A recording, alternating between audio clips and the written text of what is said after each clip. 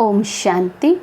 वह ड्रामा वह की सीरीज़ में आज बाबा हमें समझाते। बाबा कहते प्रकृति के भी 5 खिलाड़ी हैं और माया के भी 5 खिलाड़ी हैं। इन 10 खिलाड़ियों को अच्छी तरह से जानते हो ना।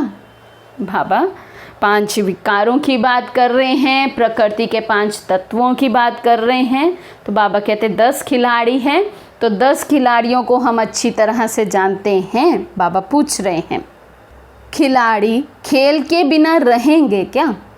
कभी कोई खिलाड़ी सामने आ जाता है, कभी कोई सामने आ जाता है। आजकल भी पुरानी दुनिया में खेल देखने के बहुत शौकीन है ना। कितना प्यार से खेल देखते हैं। वो है पुरानी दुनिया वाले और आप हो संगम युगी ब्राह्मण आत्माएं।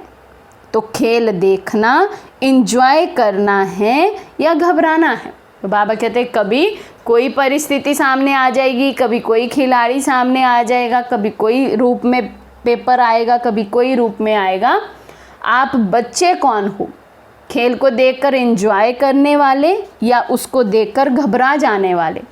तो खिलाड़ी आया है, फिर चाहे वो माया का कोई खिलाड़ी हो, अर्थात किसी विकार के रूप में, काम क्रोध मोह लोभ अहंकार के रूप में कोई पेपर आए, या फिर प्रकृति के किसी तत्व से प्रकृति के द्वारा कोई पेपर आए।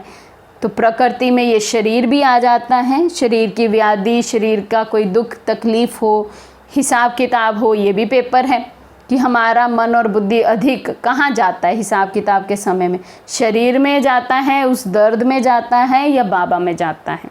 तो किसी भी रीति से कोई भी पेपर आए, बाबा पूछते आप बच्चे कौन हो? एंजॉय करने वाले हो या घबराने वाले हो? एंजॉय कौन करेगा? जो साक्षी होकर इस खेल को देखेगा। और घबराएगा कौन? जो इस खेल में इन्वॉल्व हो जाएगा, जो इस खेल के बंधन में फंस जाएगी आत्मा, वो घबरा जाएगी। कोई गिरता है, कोई गिराता है, लेकिन खेल देखने वाले को गिरता हुआ देख भी मज़ा आता है और विजय प्राप्त करता हुआ भी देख मज़ा आता है। अब मान लो हमारे सामने कोई खेल चल रहा है, उसमें कोई 1-2 को मार रहे हैं, कोई गिरा रहे हैं, तो हमें तो दोनों को ही देख के अच्छा लगेगा, चाहे कोई गिर रहा है, चाहे कोई जीत रहा है, चाहे कोई हार रहा है। क्यों? क्योंकि हम ऑडियंस बन के उनको देख रहे हैं, उसके बंधन में बंध नहीं रहे हैं, कहीं पर भी अटैच नहीं है दोनों खिलाड़ियों में से किसी के भी साथ। इसलिए कुछ भी होता रहे, लेकिन बाबा कहते आप एंजॉय करो। तो ये भी बहुत बड़ा खेल है। सिर्फ आसन को नहीं छोड़ो, बस सिर्फ क्या करो? अपने भ्रिकुटी सिंहासन को, आसन को, अपनी सीट को बाबा कहते नहीं छोड़ो। जो अपनी सीट पर सेट है, मैं आत्मा हूँ, भले प्रकृति का कोई पेपर आए, माया किसी भी रूप में आए, लेकिन मैं अपने ऊंची स्थिति के आसन पर विराजमान हूँ। मैं साक्षी हूँ। मैं इस खेल को दूर से देख रहा हूँ, सिर्फ देख रहा हूँ और एंजॉय कर रहा हूँ। तो बाबा कहते कितना भी कोई हिलाए, लेकिन आप शक्तिशाली आत्माएं हिल नहीं सकती हो। बाप दादा आज हर एक रूहानी गुलाब को देख रहे हैं। तो रूहानी गुलाब कौन? जो अपनी रूहानियत की खुशबू चारों ओर फैलाए। तो हम अपनी रूहानी खुशबू किस आत्मा से आएगी?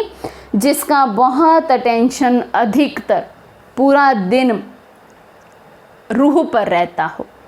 मैं आत्मा हूँ, जिसको ये याद रहता है सारा समय नहीं तो अधिकतर पूरे दिन का जो समय है, जो संकल्प हैं, जो वाणी हैं, जो कर्म हैं, वो आत्म स्मृति में किए जाएं, आत्म स्मृति में अधिक समय टिका जाए। वो आत्मा रूहानियत की खुशबू फैलाने वाली रूहे गुलाब बनती है। ऐसे बच्चों को आज बाबा देख रहे हैं। तो आज सारा दिन हम रूहानी गुलाब बन रूहानियत की खुशबू चारों ओर फैलाते रहें, ताकि मैं सदैव बाबा की नज़र में रहूं। बाबा की वो वरदानी दृष्टि वो शक्तिशाली दृष्टि मुझ पर सदा पड़ती रहे। तो ऐसा मुझे आज रूहानी गुलाब बन रहना है। दूर से साक्षी होकर अपने ऊंची स्थिति के आसन पर बैठकर हर खेल को देखते हुए एंजॉय करना है। अच्छा, ओम शांति।